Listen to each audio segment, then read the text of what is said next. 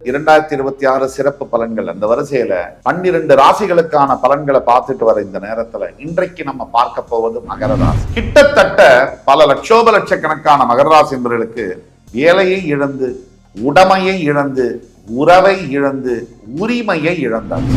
7.5 ஆண்டுகளுக்கு பிறகு நல்ல காலம் பிறந்தாச்சு. எப்படி பிறக்குது? வர்ற ஆண்டு, அடுத்த 3 ஆண்டு 4 ஆண்டுக்கு நம்பர் 1 இடத்தை பிடிப்பது மகன். மிகப்பெரிய முன்னேற்றங்களும் அதிர்ஷ்டமும் திடீர் பணவரவும் மிகப்பெரிய மாற்றங்கள், வாழ்வியல் மாற்றங்கள். மார்ச் 6ஆம் தேதி வரை நீங்கள் பொறுத்திருக்க வேண்டும். 6க்கு பிறகு வாழ்க்கை. நண்பர்கள் இது நாள் வரைக்கும் நம்மளை எவெல்லாம் ஏமாத்துறான்னு அந்த நண்பனாவே பார்த்திருக்கோம். இனிமேல் தான் உண்மையான நண்பன் ஒருத்தர் இருந்தா போறோம்னு சொல்லுவாங்க. அந்த ஒரு உண்மையான நண்பர் என்பது உங்கள் வாழ்க்கையில் வரும். சரியாக குரு உங்களுடைய 6ஆம் இடத்திலிருந்து பெயர்ந்து 7ஆம் இடத்தில் உச்சம் பெற்று வாழ்க்கை தரம் உயர வேண்டும் என்றால் 1 லட்சம் ரூபாய் வரைக்கும் சம்பாதிக்கணும். திடீர்னு சொந்த வீடு வாங்கணும், நிலம் வாங்கணும், லம்பா பணம் கிடைக்கணும், பெரிய அளவிலான தொகை கிடைக்கணும். அதெல்லாம் தரக்கூடிய அளவில் குரு தனகாரகன் உங்களுடைய லாபஸ்தானத்தை பார்வையிடுகிறார். அப்ப இறைவனுடைய நேரடி பார்வை விழும்போது நம்முடைய வாழ்க்கை மாற்றம். தன்னை அறியாத ஒரு உற்சாகம், இது நாள் வரைக்கும் ஒரு சந்தேகம், சஞ்சலம், மன சோர்வு, மன அழுத்தம்லாம் அதெல்லாம் போகும். ஆல்ரெடி எங்க ராசிநாதன் இருக்கார். உதயஸ்தானம் மேல குரு பார்வை விழுந்தா என்ன ஆகும்னா இதுதான் ஜாக்பாட், உண்மையான ஜாக்பாட். ஒரு சிலர் பாத்தீங்கன்னா அழகா இருப்பாங்க, நல்ல பணம் குணமெல்லாம் இருக்கும், கல்யாணம் நடக்காது. என்ன ஒண்ணு வேண்டி இருக்கு? ஆண்டவனுடைய அனுகிரகம். நீங்க முயற்சி எடுத்தா போதுமா? பலன் கடவுள் கொடுக்கணும். கிட்டத்தட்ட ஒரு 30 வருஷத்துக்கு பிறகு ஒரு சூப்பர் டூப்பர் இயராக வருது.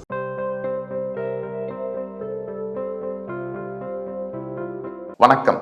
நல்ல நேரம் நிகழ்ச்சியின் சார்பாக அத்துணை சப்ஸ்கிரைபர்களையும் எல்லா அன்பு உள்ளங்களையும் எனது நண்பர்களையும் வருக வருக என வரவேற்பதில் பெருமகிழ்ச்சி கொள்கிறேன். வக்ரதுண்ட மகாகாய சூரிய கோடி சமப்பிரப அவிக்னம் குருமே தேவ சர்வகாரியேஷு சர்வதா. தென்னாட்டுடைய சிவனே போற்றி, என் நாட்டவர்க்கும் இறைவா போற்றி.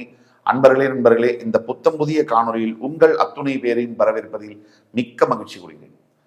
ஆங்கில புத்தாண்டு 2026 சிறப்பு பலன்கள் அந்த வரிசையில 12 ராசிகளுக்கான பலன்களை பார்த்துட்டு வர இந்த நேரத்துல இன்றைக்கு நம்ம பார்க்க போவது மகர ராசி. ஆங்கில புத்தாண்டு 2026 2 பெரிய கிரக மாற்றங்கள் நடக்க போகுது. ஒன்று சனி பயிற்சி, மற்றொன்று குரு பயிற்சி. சனி பயிற்சியானது மார்ச் 6ஆம் தேதி வாக்கிய பஞ்சாங்கப்படி கும்பராசியிலிருந்து மீனராசிக்கு பெயரவிருக்கின்ற சனி பகவான். அதே மாதிரி ஜூன் 2ஆம் தேதி மிதுனத்திலிருந்து கடகத்திற்கு பெயரவிருக்கின்ற குரு பகவான். இந்த 2 பயிற்சியானது 12 ராசிகளுக்கு என்ன பலன் தரும்? அந்த வரிசையில் இன்றைக்கு மகரம். காலபுருஷ தத்துவத்துக்கு 10ஆம் வீடு கர்மஸ்தானம். 7.5 வருஷம், அதாவது வாக்கிய பஞ்சாங்கப்படி கும்பத்திலிருந்து மார்ச் 6ஆம் தேதி மீனத்திற்கு போகும்போது 7.5 சனியானது மகரத்திற்கு முடிய போகிறது. 7.5 வருஷம், கிட்டத்தட்ட 7.5 வருஷம். எனக்கு தனிப்பட்ட முறையில 12 ராசிகள்ல மகர ராசிக்கு தான் அதிகமான ஃபாலோவர்ஸ். சிம்ம ராசி மற்றும் மகர ராசிக்கு அதிகமான ஃபாலோவர்ஸ். கடந்த 7.5 ஆண்டு மகத்தான இந்த மகர ராசி மக்கள் எண்ணற்ற துன்பங்கள், கிட்டத்தட்ட பல லட்சக்கணக்கான மகர ராசி என்பவர்களுக்கு வேலையை இழந்து, உடைமையை இழந்து, உறவை இழந்து, உரிமையை இழந்தாச்சு. பல அவமானங்கள், சிண்டு வண்டெல்லாம் நம்ம மேல பேசுறது, இப்படி மனம் சுக்குநூறாக உடைந்து போன நிலைமையில எப்பவுமே நாம் பேசும்போது அது சுலபமா இருக்கும், கேட்கும் போது சுலபமா இருக்கும். ஆனால் கஷ்டப்படும் போது அந்த வலி என்பது அது சொல்லி மாளாதது. அப்படிப்பட்ட மகர ராசி என்பவர்களுக்கு 7.5 ஆண்டுகளுக்கு பிறகு நல்ல காலம் பிறந்தாச்சு. எப்படி பிறக்குது? 12 ராசிகள்ல நம்பர் 1 வர்ற ஆண்டு, அடுத்த 3 ஆண்டு 4 ஆண்டுக்கு நம்பர் 1 இடத்தை பிடிப்பது மகரம். எப்படி நம்பர் 1? பொதுவா உங்களுடைய பாதசனியானவர் 7.5 சனி முடிஞ்சு வாக்கிய பஞ்சாங்கப்படி மார்ச் 6 மிதுனத்துக்கு போறார். அப்படி மீனத்துக்கு போகும்போது அது மட்டும் இல்லாம சனி 7.5 சனி முடியறது மட்டும் இல்லாம ராசிநாதனான சனி பகவான் ராசிக்கு 3ஆம் இடத்தில் போய் உட்காருகிறார். இது அடுத்த மிகப்பெரிய கோல்டன் அட்வான்டேஜ்.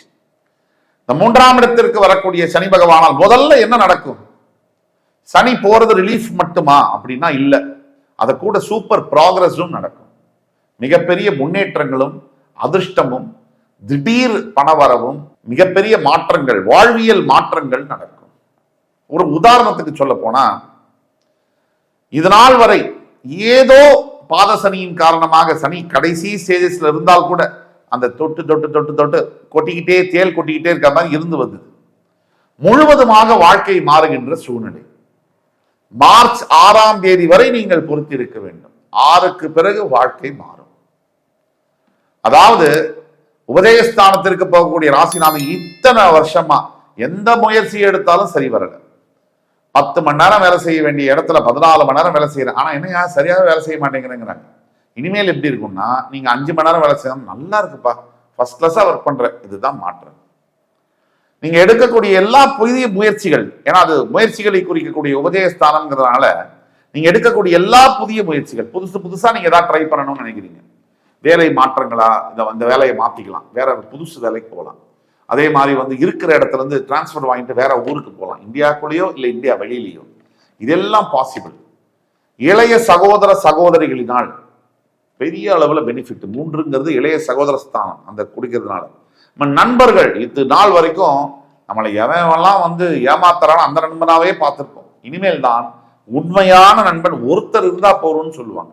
அந்த ஒரு உண்மையான நண்பர் என்பது உங்கள் வாழ்க்கையில் வருவார். இவ்வளவு நடக்க போகுது.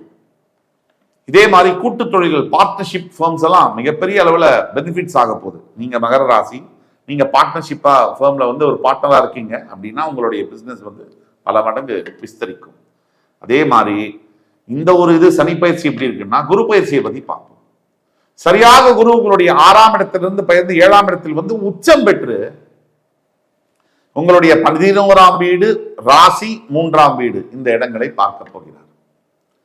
இந்த 11ஆம் வீட்டை குரு பார்வை விழுந்தாச்சுன்னா என்ன அர்த்தம் அப்படின்னா, பொருளாதார நிலைமை என்பது 11 லாபஸ்தானம், பொருளாதாரம், வருமானம் எங்கிருந்து வரும். இன்னைக்கெல்லாம் என்ன காசு, இன்னைக்கெல்லாம் வாழ்க்கைன்னா என்ன, காசு தான். காசு இருந்தா எதை வேணா பண்ணலாம். காசு இல்லைன்னா நாம நம்மளையே மதிக்க மாட்டோம். காசு இருந்தா நீங்க யாரையாவது மதிக்கலைன்னா கூட வாழ்க்கை நகர்ந்து போகுது. அப்படிப்பட்ட உலகமா மாறிடுச்சு. ஆக காசு, அந்த காசு வரக்கூடியது எது, 11ஆம் வீடு.